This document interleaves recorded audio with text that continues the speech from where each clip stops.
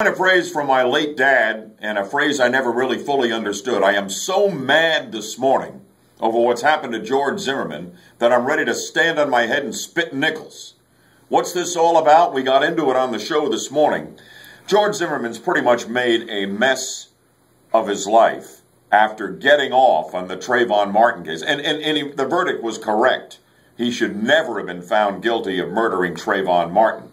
We've been down that road. We've hashed that out. But George Zimmerman got absolutely rolled over by a major television network, the national broadcasting company NBC. They libeled him early in the investigation. They edited, and I believe intentionally, aspects of the 911 call Zimmerman placed to police the night that he was following the young man he later encountered, who's now we know is Trayvon Martin. And they took some words out of there that made George Zimmerman come across publicly on the network time after time after time as being racist. They edited words out. They even apologized for it. They fired a couple of people. This is a tailor-made libel suit.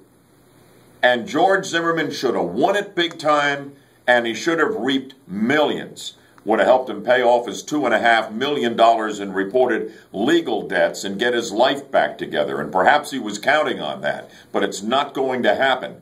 Judge Deborah Nelson up in Seminole County, who I think did a terrific job presiding over the case and the trial, she has thrown out the suit, saying that there is no evidence that NBC intentionally edited the 911 call and other things that came down in this case early on, did editing in order to portray George Zimmerman as a racist so the Trayvon Martin side would be favored.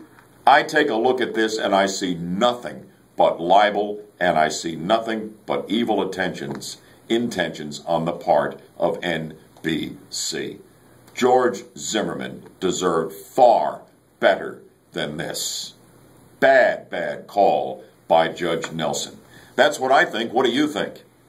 Join me for the next edition of Bud Hedinger Live right here on News Radio 102.5 WFLA. I'll look for you then.